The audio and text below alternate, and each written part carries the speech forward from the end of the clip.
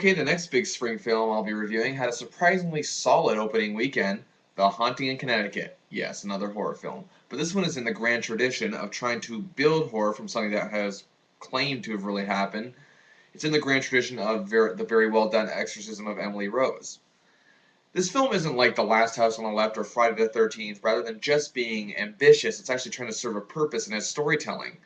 The movie has a lot of high points, one of them being is it stars the very talented and always likable Virginia Madsen as Sarah Campbell, who is suffering in a troubled marriage to her husband Peter, played well by Martin Donovan. And of course, they have a son who is dying. It also features Elias Koteas, who some people would probably know best as Casey Jones from the Teenage Mutant Ninja Turtle films. He plays a priest in this film, and perhaps his best performance in years. Now, this film delivers what a horror film really should, and that's surprises and scares at every turn, and it does a pretty good job.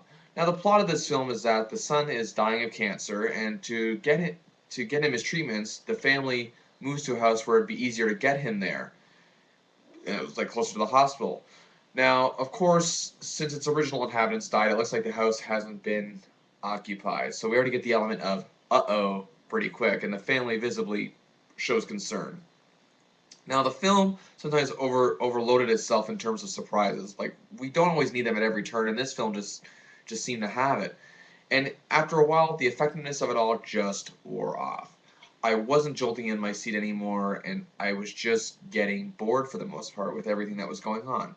But the ones that were effective were indeed very well done. I can't take away from them. I can't help but praise the way the characters were written in this film. They were actually written as real characters and not just some dumb people stuck in some haunted house like we've seen in many other films.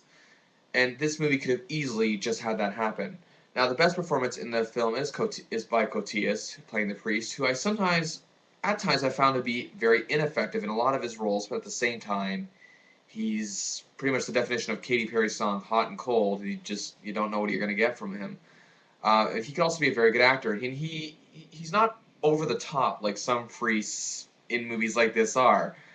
Like, he reminds me more of Tom Wilkinson in The Exorcism of Emily Rose, or even, dare I say, Max von Sydow in The Exorcist. While he is spooked by what is going on, he has that glimmer of hope that good will triumph over evil here.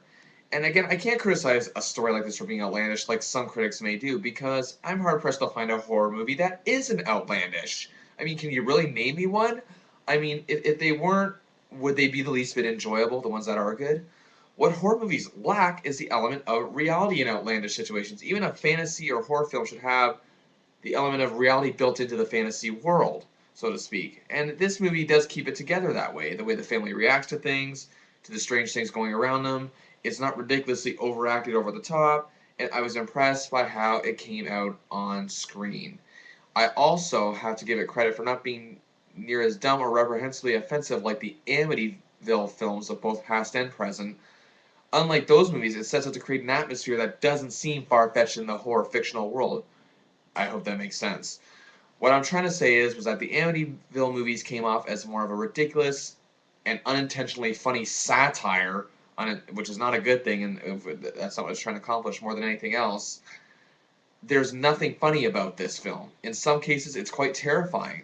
I'm on the fence here, but I'm going to give it a very marginal recommendation, really because it's better than any of the horror films I've seen yet, The Mean-Spirited, Friday the 13th, or Last House on the Left. So, 3 stars out of 5 for The Haunting in Connecticut.